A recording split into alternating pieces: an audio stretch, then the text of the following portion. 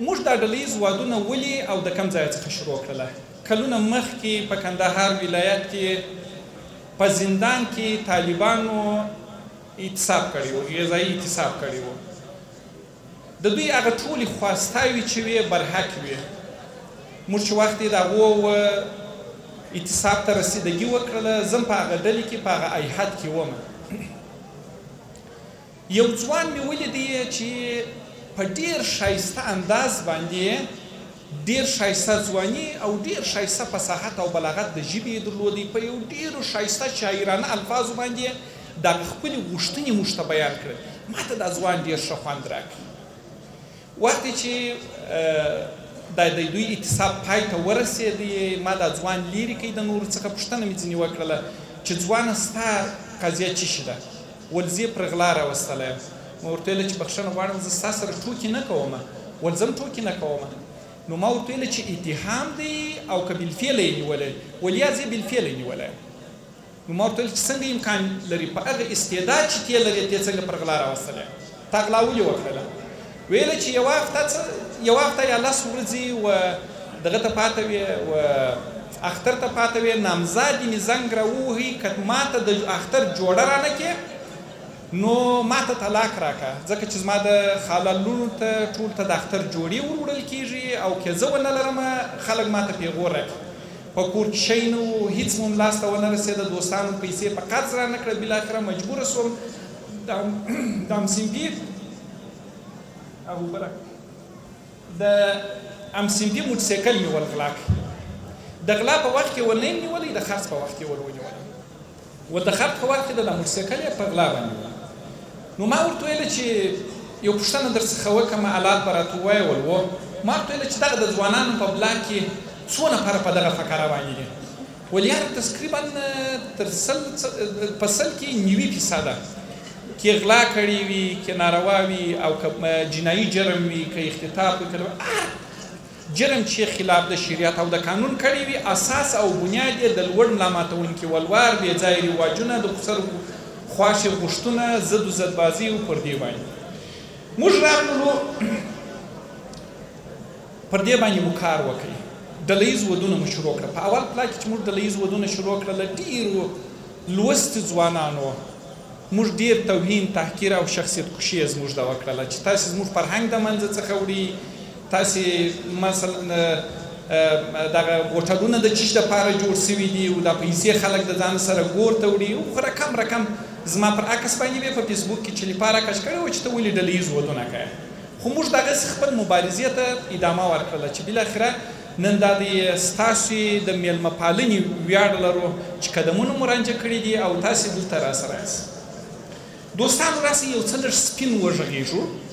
موږ ته بیا په ویلو کې اساني وي او تاسو ته بیا په اورېدلو کې اساني وي او په قضاوت کې بیا درته اساني وي. 21 کاله د افغانستان ته د نړۍ د ګوټ څخه پیسې راغللې، ین، یورو، ډالر، تومان، یعنې د نړۍ هېڅ داسې پیسه او کرنسي نه وه چې افغانستان ته دې نه یې راغلې. په 21 کاله کې سطح د ژوند یې ډېره لوړه پورته کړله.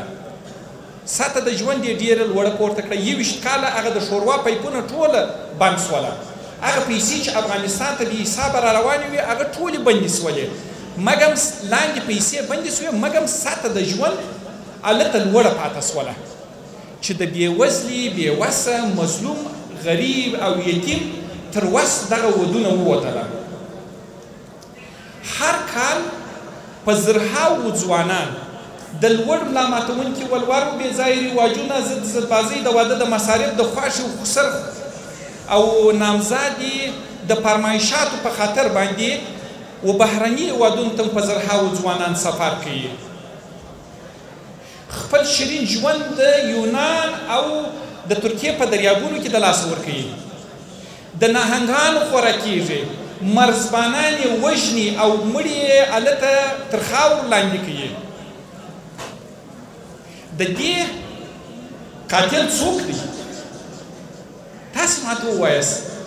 که د لوړ ملا ماتونکي ولوارو بې ځایه رواجونو په خاطر یا د خسرو د خوښې د غوښتنې په خاطر یو څوک خپل شیرین ژوند د لاسه ورکوي، قاتل یې څوک دی؟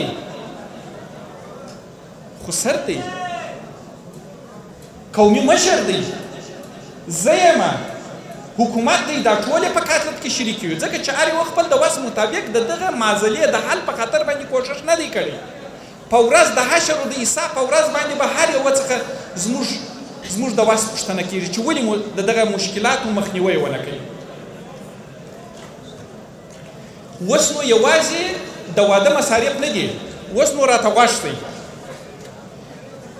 د واده څخه مخکې دوه اخترونه دي چې زموږ په دغه کې طرف ته دغه ورته وایي پوش ورته وایي د اختر دوه پوشونه او په ځینو په دې طرف ته بیا د اختر جوړه ورته وایي دا د اختر جوړه به د ناوې جوړه پکښې وي د مور د بې پکښې وي د پلار د بې پکښې وي د خوندو د ورونو د دوستانو د دې ټول د به پکښې وي د هغه څخه وروسته د براتي په نامه باندې یو بل پروګرام دی دا هم د واده څخه مخکې دی د روژاتي په نامه باندې بل پروګرام دی چې د روژې په شروع سره د روژې یا په اول کې یا پر 15 یا د روژې پر 22 په 23 باندې بل پروګرام دی چې دا مصرف هم وزوم ته ګوري د روژاتي په نامه باندې بل د نوروزي یا د نوي کال په نامه باندې دا مصرف هم وزوم ته ګوري بل د زمستاني یا د ژمي جوړه ده چې دا هم پر زوم باندې ده بل اوس بیا یو بله بده پدیده پیښه سوې ده چې دا هم د خارج د خوا څخه پر موږ باندې وتپڅوله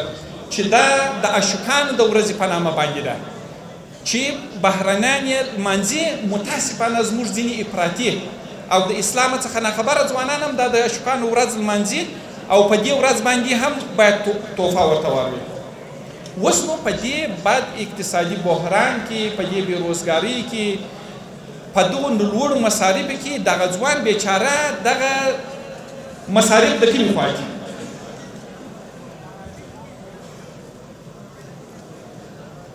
د 15,000 کلن تاریخ دعوا کوو د څو امپراتوریو د شکست دعوا کوو د غښتلتوب دعوا کوو په مسجد کې په اول صف کې درېږو لیکن خپل ژوند مو ټوله په دې باندې تباه او برباد کړی دی چې خلک به څه وایي دا زموږ ټوله ژوند پر دغه باندې تباه او برباد دی چې خلک به څه وایي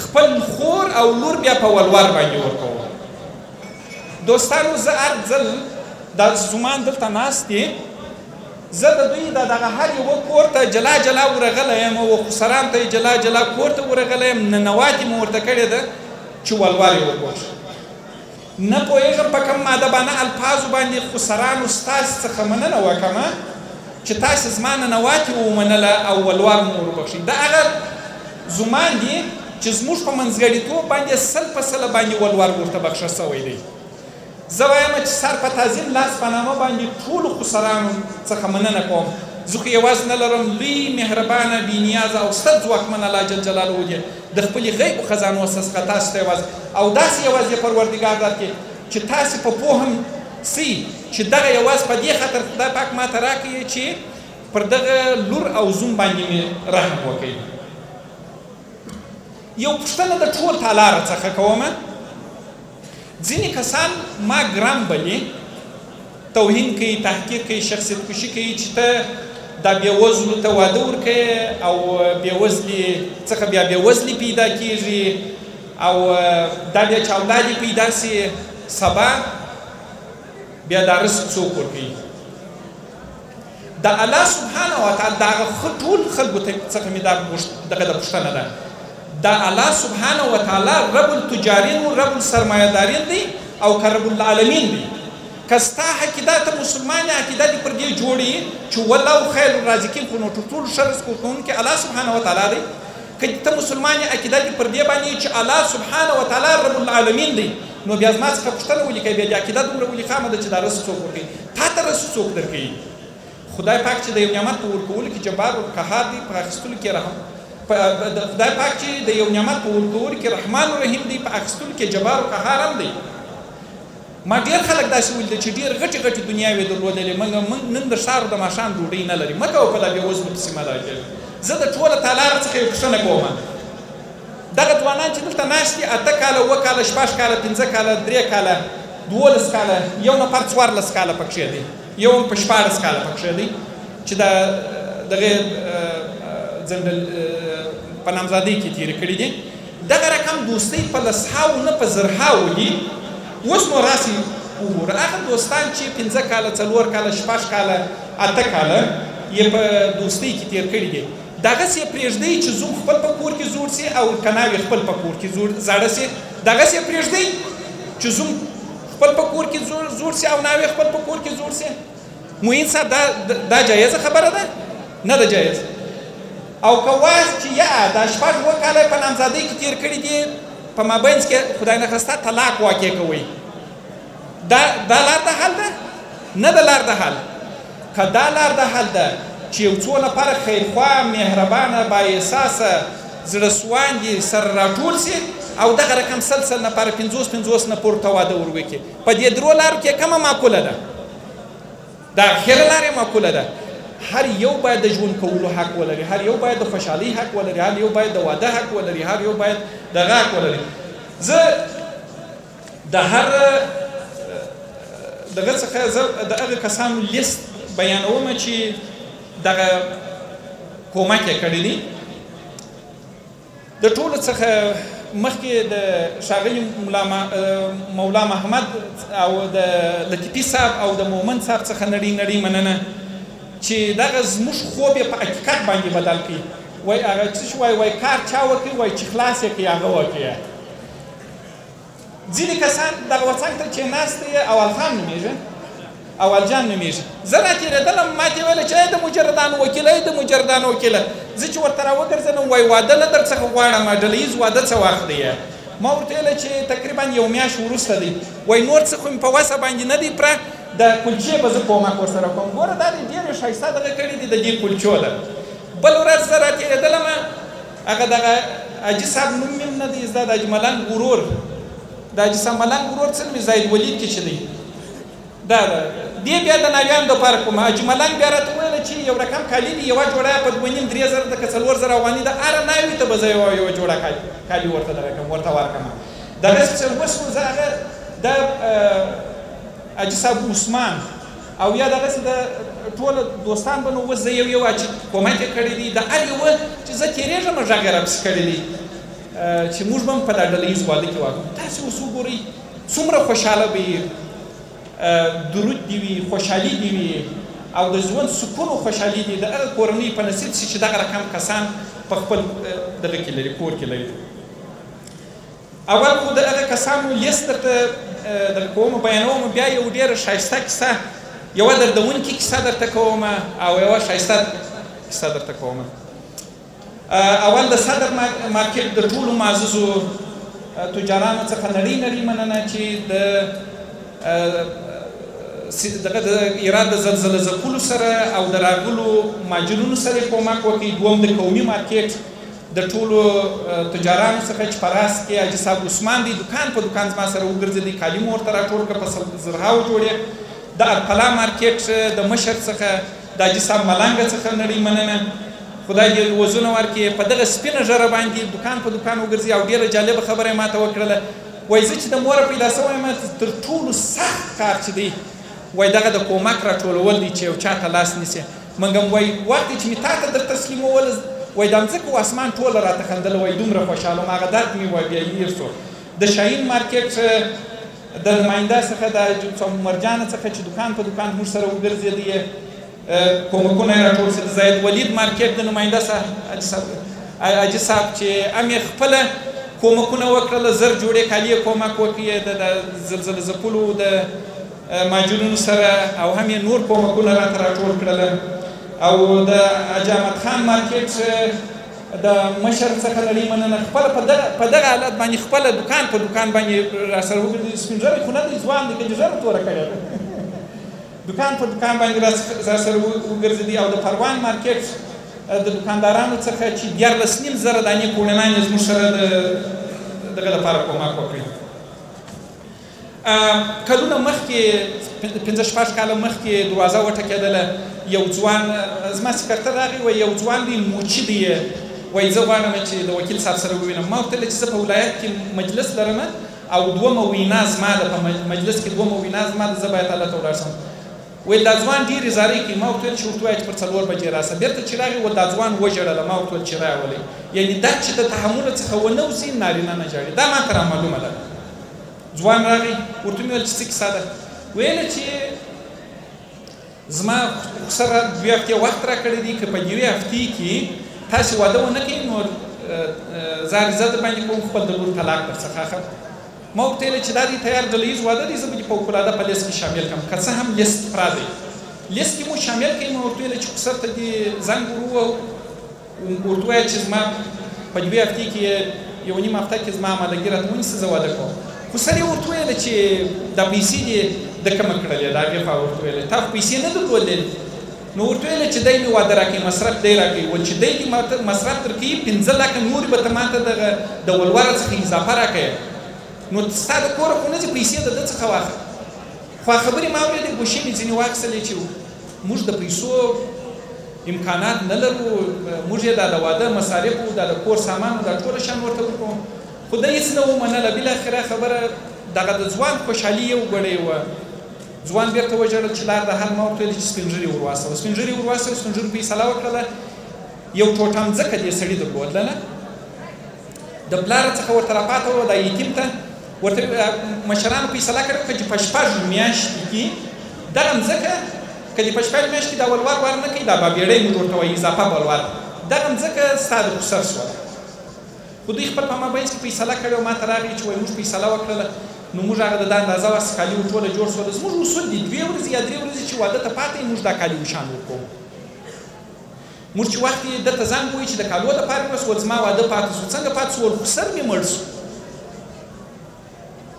زه داسې ولاړ ومه، داسې ذوق را باندې راغی ونړېدلمه، داسې ډېر په درب باندې وغورځېدلمه، ذوق مې وکړ. او دا فکر را سره و چې ده په دغه 2 هفتې کې چاته ډېرولې دا پیسې. دوستانو زه یو شی درته وایم، دغه ژوند ډېر بې باوره دی. داسې کسان زما ملګري و انډیوالان چې ما ته ویل چې پر کال باندې زه غواړم چې دا کونډې یتیمانو بېوزلو سره خپل په لاس باندې همکاري وکړم او ټول زکات به دوی ته ورکوم او خیراتونه به هم کوم. 1 هفته 2 هفتې 1 میاشت وروسته ما په جنازه کې اشتراک کړی دی. مخکې تر دې چې موږ تاسې د حساب و ځای ته ورسو راسئ چې په حساب باندې ځان برابر کړو. رسول الله صلی الله علیه وسلم په یو حدیث مبارک کې ارشاد فرمایي 1400 کاله مخکې ویلي دي. ښه فکر ورته وکړئ. وایي ته وایې چې زما دنیا زما دنیا زما دنیا، کومه ده ستا دنیا؟ چې ودې خوړل، ناستې به ډکې، چې واده په سرطان دې په پټ کړي او چې خیرات دې ورکړي، د آخرت توښه دې وکړله. تاسې ما ته ووایاست چې کم سرمایهدار، کم میلیونر، کم میلیاردر د ځانه سره و دغه ته پیسې وړي دي، و قبر ته پیسې وړي دي، هېچا نه دي وړي. راسئ رحم وکړئ چې الله سبحانه وتعالی پر تاسې باندې رحم وکړي. دلته په دغه زمانه کې یو نفر ناست دی، یو زوم ناست دی، پلار یې په دې خاطر باندې خپل د زوم ته ولور نه وربخښي چې ول که زه دغه ولور شرطونه وربخښم نو زما زوی د زوی مصارف به څنګه سي. ما ورته ویل چې ته رحم وکړه، الله سبحانه وتعالی به پر تا باندې ورحمېږي. موږ د ده د ولور بخښلو ویډیو خپل پر صفحه پورته کړل. 1 هفته وروسته د ده د زوی خو سر راغی، ده ته یې ولور پسې وروبخښي. د خدای پاک تر هغه ډېر لوی دی، ډېر مهربانه دی چې موږ تاسې په مورد کې معلومات و مطالعه لرو. راسئ چې دغه لوړ ناماتونکي ولور بې ځایه رواجونه، ضد و ضدبازۍ و دې ټولو ته نه ووایو. دغه بده، دغه ځان وژونکې، دغه انسان خوړونکې او دغه غلطه پدیده نور د منځه څخه ویښو. مهر د ښځې شرعي حق دی، څه چې شریعت ویلي دي هغه ورته فقط پر هغه باندې اکتفا وکړو. زه نه دومره پیسه‌داره یم، نه جادوګر یم، نه شی یم. مولا محمد ورور لطیفي صاحب و مومند صاحب دلته زمینه مساعده کړله. او یو شی بل هم دی دوستانو، زه یې څخه نه پټوم، مطبوعات دې وي. لطیفي صاحب راته وویله چې زه به په هر ډله ییز واده کې، مولا محمد ورور او لطیفي صاحب راته وویل چې په هر واده کې به زه دغه چې تاسې وینئ هغه ډیکور دا خپل په لاس باندې مولا محمد ورور د دې نه دی 2 وټله به نور هم ایزوچم، د دې 3 وټله خدای پاک دې نور هم تا ته وروره درکړي. دغه ګوره دغه پردې چې دي دا په دا 2 ورځې کې دا هر واده ته نه دی، دا د دغه په افتخاره زمانو دپاره دا ډیکور دا شان ورته جوړ شوی دی چې تاسو فکر ولګئ چې دا تصادفي دی، دا مصرف د خپل د جیبه څخه کړی دی. موږ یوازې خدای پاک دې یوازې درکړي.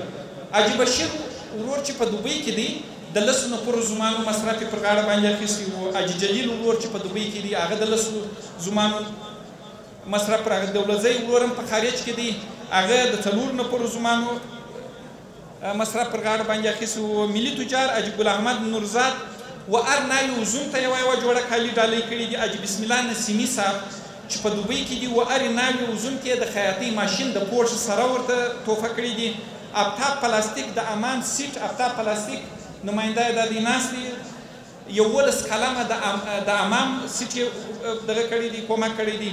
الجنت شرکت 8 قلمه د آرایش سامان کومک کړي دي.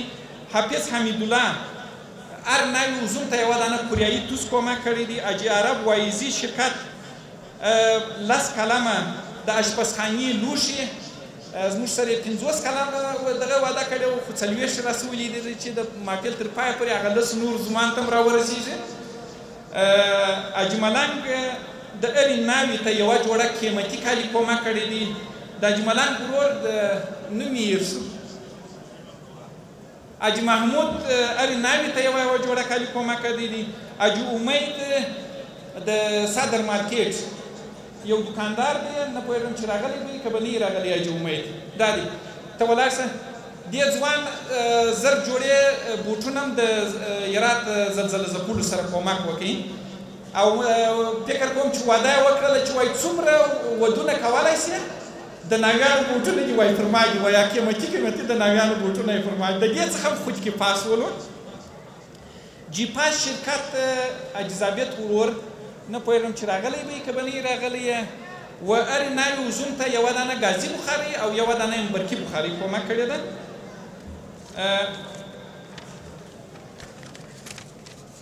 حاجي خیرالله پرواني و هرې ناوې وزوم ته یوه دانه قرآن کریم او یوه دانه د ګازو ډبه کومک کړې ده. حاجي عزیزالله د ټولو ناویانو ته هغه قیمتي شالونه زرغونه شالونه چې موږ د بخت شال ورته وایو هغه شالونه یې کومک کړي دي. یاران پی شرکت 4 قسمه کومک کړي دي. ترموز دی ګلاسونه دي چارچی ګروپ دی او چایبر دی و هرې ناوې ته دا شیان کومک کړي دي. اجاز الحق عالمي هرې ناوې ته ډېر قیمتي کالي کومک کړي دي. او یو بل ورور چې نه یې پېژنم نه پوهېږم پرون وړمه ورځ راتېرېدلم ول چې کم دي مال نکروزې کمې دي هغه 2 رقمه یو دغه کوتۍ نکروزې یو قلمي نکروزې یې کومک وکړي. بنارس خان رسولي شرکت نه پوهېږم چې نماینده یې راغلی دی که نه دی راغلی. ډېر برانډ او ښایسته چرمي چپلکې کومک یې کړي دي. یو ځوان چې پرون وړمه ورځ په دغې کې راتېرېدلم په منډۍ کې ول واده نه در څخه غواړم کومک در سره کوم نیم ساعت کېږي چې درپسې ځغلم تا نسم څونه تیز روان یې. زیرپیراني دغه د هر زوم ته یوه دانه زیرپیراني و پردګاش یې کومک کړی دی. دغه یې وس ول زه ډېر غریب یم دغه مې ول وس دی راغلی دی کومه هغه ځوان راغلی دی وودی نوم یې هم نه و زده ول دغه مې وس دی دغه مې کومک دی. حاجي محمد حسن کلچه فروشي چاوال خان و هر ناوې وزوم ته یو پیکیج د کلچې کومک کړی دی. غلام حضرت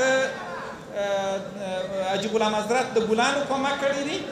د ناوې د لاس د زمانو د لاس او ورور یې او د موټران چې ګلپوش سوي دي د دې د ګلانو. حاجي رولا شرکت د واسکټو کومک کړی دی. حاجي محیب الله و هرې ناوې ته یوه جوړه کالي کومک کړی دي او پیمان اسکریم 1 لک افغانۍ کومک کړی دي. نور هیڅ نه و کومک. زه دا د مطبوعاتو دا لیست ما اعلان کړي. ځینې دوستان وایي چې ډېر کومکونه کېږي. هر کومک چې سوی و موږ په دغه ځای کې دغه ګیلاسونه نوم مې نه دی زده یو ځوان کومک وکړي. هرې ناوې وزوم ته یوه دغه 2 دانې ګیلاسونه کومک کړي دي. نور نو 180 قلمه جنس دی چې په دې کې د کالو پرمینځلو ماشین دی د خیاطۍ ماشین دی قالینه ده د امام وسایل دي تقریبا 80 قلمه د اشپزخانې دي چارچي ګروپان دي ګازي بخاري او برقي بخاري ده د ګازو ډبه ده. نور شان دغه دي د عین مصب کیک دی د لاس ګلان دي او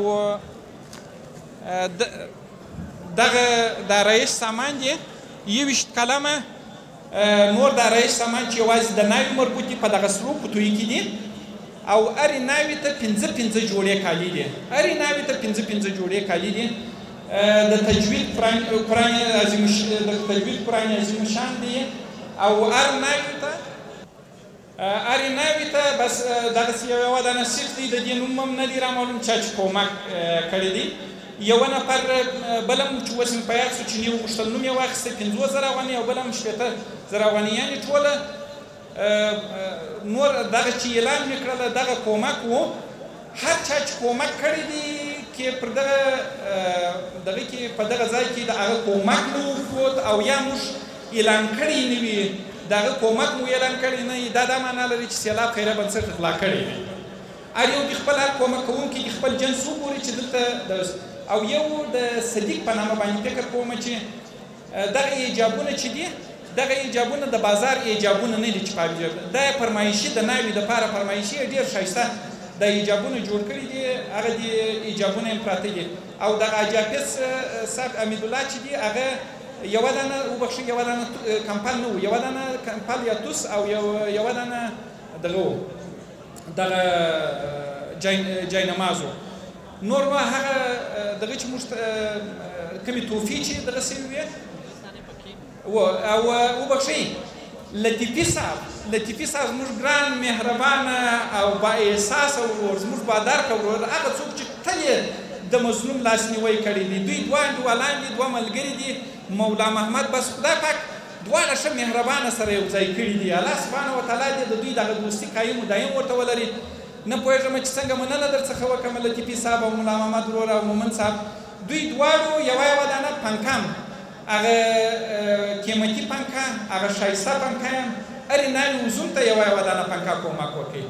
خدای پاک مو راته وساته. د مطبوعاتو چې بیا کوم پوښتنه وه هغه به د معین صاحب د خبرو څخه وروسته زه مو په خدمت کې یم او دغه به م بیا مخته سره بوځو. هغه کسان چې یو شی درته وایم، هغه خسرانو چې ولور وربخښلی وو هغو ته د عزت لنګوټه ورته پر سر کوو. مننه خو بیا مخکې هم ځینې وکړله، بیا به هم د لنګوټې په سر کولو په وخت کې به بیا هم مننه ځینې وکړو.